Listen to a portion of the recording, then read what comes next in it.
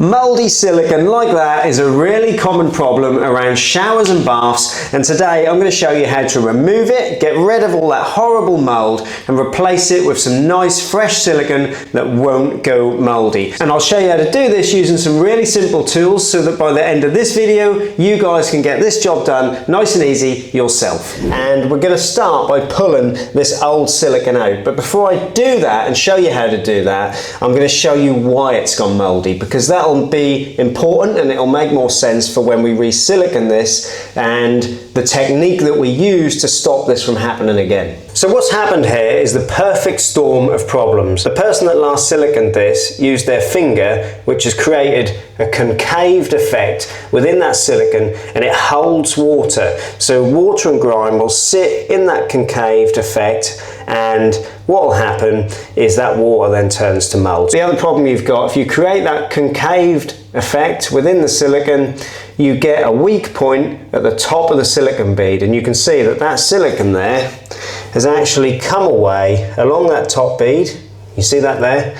And the water sits behind it. It works its way down it, it goes mouldy, it goes black, and it ruins the silicone. Remember that little bit of info, because that will be important when it comes to re-siliconing this shower. But for now, let's just work on getting that old silicone out. This is something that a lot of people struggle with. I'll show you how to make it simple. There's a few things I use to get the old silicone out. You'll want some Super Solver from X-Pro. This is brilliant stuff. Links will be in the description. You'll want a scraper or a series of different scrapers, a Stanley knife with some blades, be careful you don't cut yourself, and a silicone removal tool. To start with, we'll use our scraper just to get down behind the silicone wherever we can, just to loosen it at first. You might find that it starts to free it off a little bit.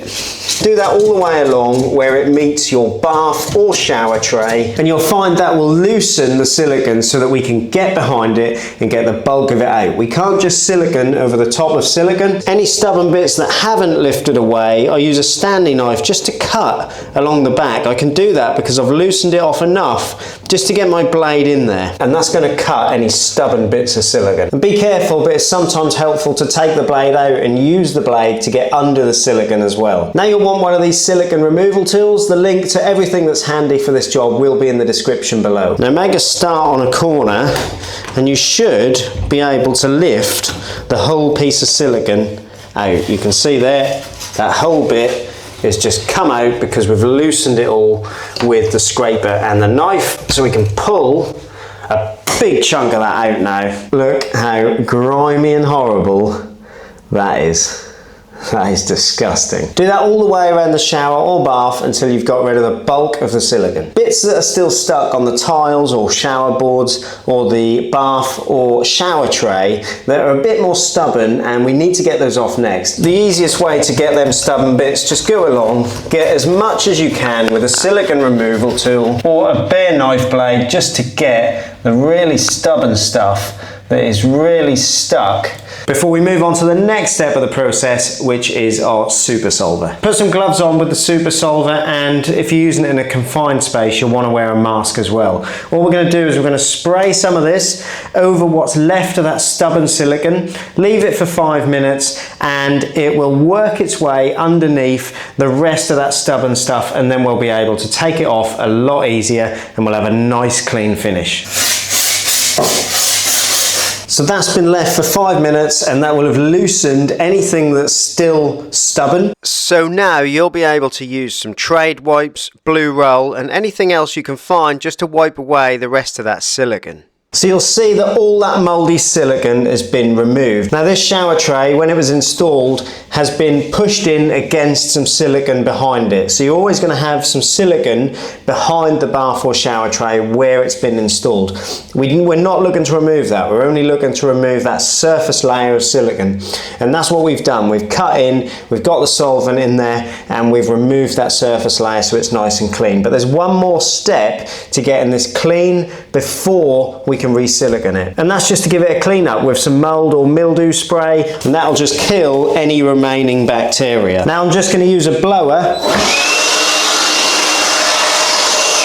just around the edge to blow out any water that's got down behind the shower tray. We want to blow that out, bring it out, and then we can dry it with some blue roll. Just give that a final little wipe down. Now blowers are really handy. If you want to win power tools, check out Ultimate Tool competitions, because this week you could win something a bit more than just a blower. On UTC, in our first 4 months, we've already given away over £22,000 worth of power tool kits, just like this one. Check out the link in the description, get yourself a ticket. They're cheap, there aren't many of them, you could be our next winner. Now it's important that this dries before we re-silicone it, so go away, have a spot of lunch, if you can stomach it after all that mould, and then we'll come back and I'll show you how to silicone this in such a way that it won't mould again. So it's dry, I've left it a little while, and now our new silicone will adhere to the surfaces nicely. So I always use this stuff these days. This is Brilliant 365 in white. It's a mould resistant silicone from X-Pro, and it's fantastic stuff. It doesn't yellow, it's mould resistant, so you won't get that mould come back, and especially using the technique I'm going to show you, this will last years without going mouldy. We're also going to use X-Pro's sealant profile kit. They are the ones we're going to use today. There's loads of different profiling kits that I've used in the past. I've never used these ones. They've sent me them to try out. Whatever sealant profile tools you're going to use, just make sure you're using a profile tool.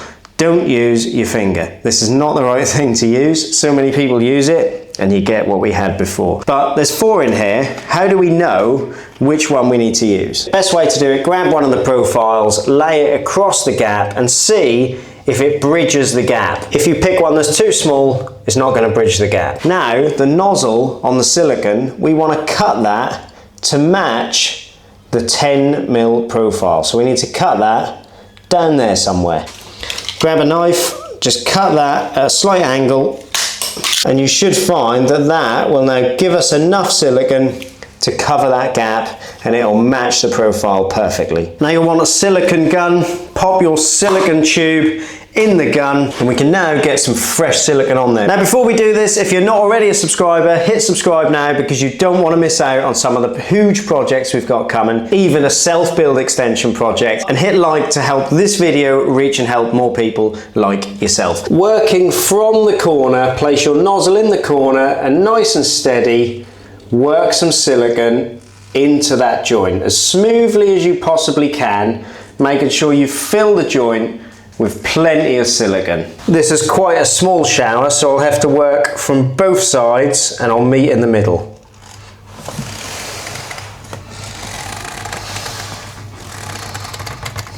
So we'll do each side at a time. This is where the profiling tool comes in. You'll also want some blue roll for this, plenty of blue roll at hand to keep cleaning the tool so it's nice and clean as we work.